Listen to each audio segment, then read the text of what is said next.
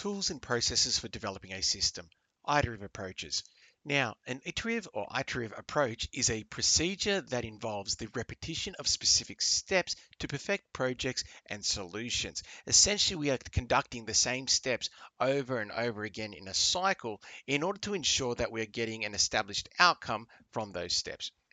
Steps that may be repeated during system development, including obtaining feedback from clients, making modifications to systems, and conducting further tests on an updated system. All right, so we might put a series of steps in place that we conduct a repeated amount of times until we get an outcome out of those steps that we are satisfied by. So there are a variety of different iterative approaches, but we're going to look at two different ones here that align to two different system development approaches that we learn about in this course. The first one we'll look at is that of prototyping. Prototyping involves creating a working model of a system which is constantly modified throughout the system development process.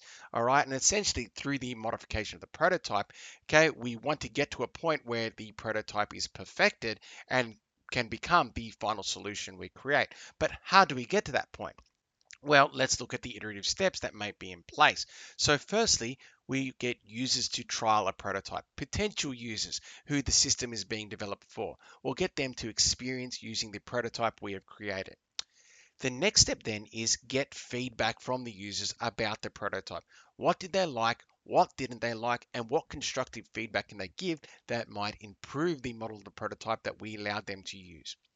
From there, a development team then would update their specific prototype. Let's take what we learned from that feedback and apply it to our prototype and create an updated version of the prototype that has all this feedback injected into it.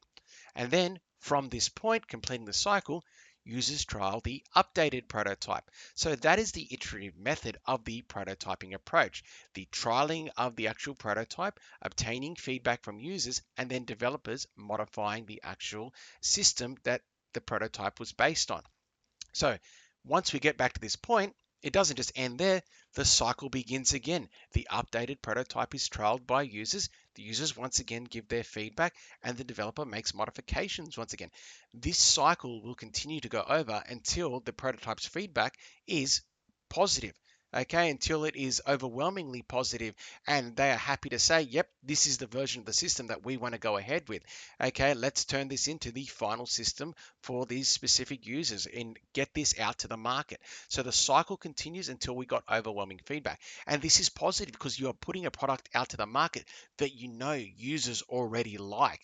Okay, so the iterative method really helps because you pretty much got the people who you want to be buying your product telling you this is what we want. Change it, perfect it so it's exactly what we want. Okay, so you really want to make sure that you've got a diverse set of users who are trialing your prototype. Again, have a bit of know-how to give proper suggestions about how it can be improved.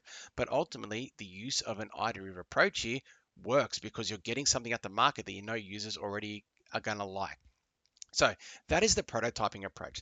The other iterative method that can be applied to one of the system development approaches is that of the agile development approach, okay, which makes use of development cycles that are divided into sprints, typically lasting 1 to 4 weeks, okay, distributing a system in parts. So as the name suggests with agile, you're getting things out quickly, okay, to your actual client who's asked you to develop their system.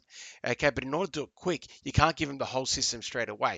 You give them the parts they need, okay, and then the system is gradually built, okay, as all the parts come together. But they get a very basic early version of a part of a system early on in the development process, and then that is expanded upon as the agile development approach goes through its procedure. Okay, so with the agile approach, how is it iterative? Well, the first step is, as said, you develop the next part of the system, which would be the first part that you start off with. Okay, a part of the system that you are developing, okay, for your specific client. From there, then, okay, you test and evaluate that part and ensure it works correctly. And then essentially, okay, you implement that part of the system for the client. Okay, they get that part, they can start using that part of the system. So they've gotten a part of the system quickly. All right. From there, then the development team then develops the next part of the system. Okay, they'll develop that next part of the system. They'll test and evaluate that part of the system, ensure that it's working correctly, and then they'll implement that part of the system with the initial part that was already delivered to the client. Okay, so this cycle then continues until all parts of the system development and the client has their whole system, okay, developed by the project team. So this is the iterative method associated with the agile development approach, or that sprinting logic of the agile development approach, where we develop a part of the system, we test that part of the system, and then we implement it in with what's already been delivered to the client. All right, so these sprints, as said, 1 to 4 weeks, we are getting parts of the system out to the client quickly, in stages, in parts, and gradually build the system, but the client has something to use early on in the development process. So I hope this video is giving you an understanding of what iterative approaches are. Essentially, when we are having a series of stages in our development approach that are repeated over and over again in order to either perfect a component of the system, as we saw with the prototyping approach, based on user feedback and then modification from the developers in order to really custom and tailor a system to what users want. Or, as we saw, the agile approach, so that we can develop a system in parts and ensure that those parts are delivered to a specific client and they are happy with those parts and that the parts all go together well, okay, and able to get a system out to a client in a very timely and quick manner, but still build a quality product by the end of the project time frame.